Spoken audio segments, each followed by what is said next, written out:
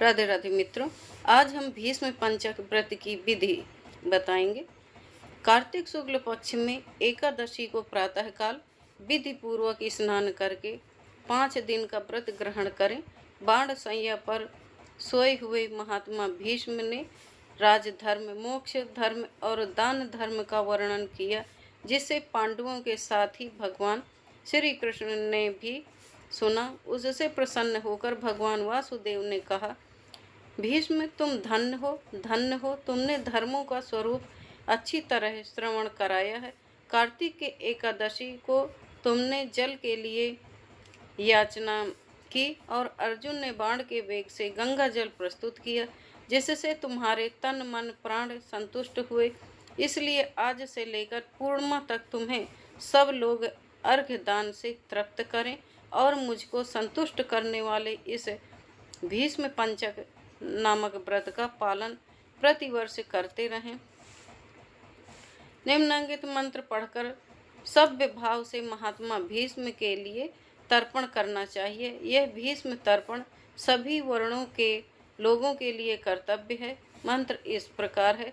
सत्यव्रताय शुचये गांगेयाय महात्मने भीष्माय तद ददाम्यर्घ्य माजन्मे ब्रह्मचारिणे। आजन्म ब्रह्मचर्य का पालन करने वाले परम पवित्र सत्य व्रत परायण गंगा नंदन महात्मा भीष्म को मैं यह अर्घ्य देता हूँ। जो मनुष्य पुत्र की कामना से स्त्री सहित भीष्म पंचक व्रत का पालन करता है, वह वर्ष के भीतर ही पुत्र प्राप्त करता है।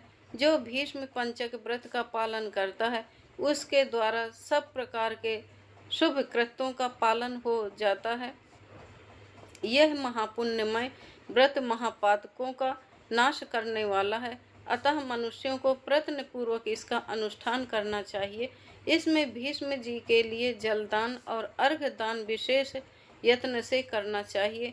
जो नीचे लिखे मंत्र से भीष्म जी के लिए अर्घ्य दान करता है, वह मोक्ष का भागी होता है।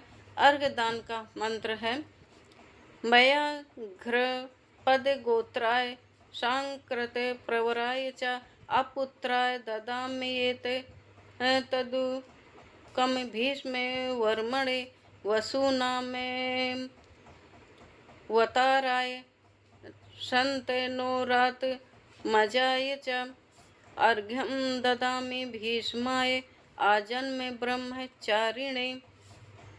अर्थात जिनका व्याघ्रपद गोत्र और सांकृत प्रवर है, उन पुत्र रहित भीष्म वर्मा को मैं यह जल देता हूँ। वसुओं के अवतार शंतनु के पुत्र आजन्म ब्रह्मचारी भीष्म को मैं अर्घ्य देता हूँ। पंचगव्य सुगंधित चंदन के जल, चंदन उत्तम गंध और कुमकुम के द्वारा भक्तिपूर्वक सर्व पापहारी श्री हरि का पूजन करें। कर्पूर और खस मिले हुए कुमकुम से भगवान गरुण ध्वज के अंगों में लेप करें। सुंदर पुष्प एवं गंध धूप आदि के द्वारा भगवान की अर्चना करें। 5 दिनों तक भगवान के समीप दिन रात दीपक जलाता रहे। देवाधिदेव भगवान के लिए उत्तम से उत्तम नैवेद्य निवेदन करें। इस प्रकार भगवान की पूजा अर्चना ध्यान और नमस्कार के पश्चात ओम नमो वासुदेवाय इस मंत्र का 108 बार जप करें। फिर घी मिलाए हुए तिल, चावल और जौ आदि के द्वारा स्वाहा विशिष्ट षडक्षर ओम रामाय नमः मंत्र से आहुति दें। इसके बाद सायं संध्या करके भगवान विष्णु को प्रणाम करें तथा पूर्ववत मंत्र जप कर धरती पर ही शयन करें। भक्ति पूर्वक भगवान में ही मन को लगावें। व्रत के समय बुद्धिमान पुरुष ब्रह्मचर्य का पालन करते हुए पाप पूर्ण विचार तथा पाप के कारणभूत मैथुन आदि का परित्याग करें। शाकाहार तथा मुनियों के अन्न से निर्वाह करते हुए सदा भगवान विष्णु के पूजन में तत्पर रहें। रात्रि में पंचगव्य लेकर भोजन करें। इस प्रकार भली भांति व्रत को समाप्त करें। ऐसा करने से मनुष्य शास्त्रोक्त फल को पाता है। स्त्रियों को अपने पति की आज्ञा लेकर पुण्य की वृद्धि करनी चाहिए। विधवाओं को भी मोक्ष सुख की वृद्धि के लिए व्रत का अनुष्ठान करना चाहिए। पहले अयोध्यापुरी में कोई अदिति नाम के राजा हो गए हैं। उन्होंने वशिष्ठ जी के वचन से इस परम दुर्लभ व्रत का अनुष्ठान किया था, जिससे इस लोक में संपूर्ण भोगों का उपभोग करके अंत में वे भगवान विष्णु के परम धाम में गए। इस प्रकार नियम, उपवास और पंचगव्य से तथा दूध, फल, मूल एवं भविष्य के आहार से निर्वाह करते हुए भीष्म पंचक व्रत का पालन करें। पौर्णमासी आने पर पहले के समान पूजन करके ब्राह्मणों को भोजन करावें और बछड़े सहित गौ का दान करें।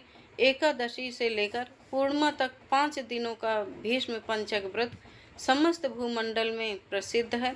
अन्य भोजन करने वाले पुरुष के लिए यह व्रत नहीं कहा गया है, इसमें अन्न का निषेध है। इस व्रत का पालन करने पर भगवान विष्णु शुभ फल प्रदान करते हैं। तो भीष्म पंचक का व्रत 5 दिन का होता है। ये बहुत पुण्य देता है। जिनके पुत्र नहीं उनको पुत्र भी प्राप्त होता है। समस्त इच्छाएं पूर्ण होती हैं। या जिनकी इच्छा हो वो कर सकते हैं। वीडियो अच्छी लगी हो तो सब्सक्राइब करें, लाइक करें, शेयर करें, कमेंट में अवश्य बताएं। राधे राधे।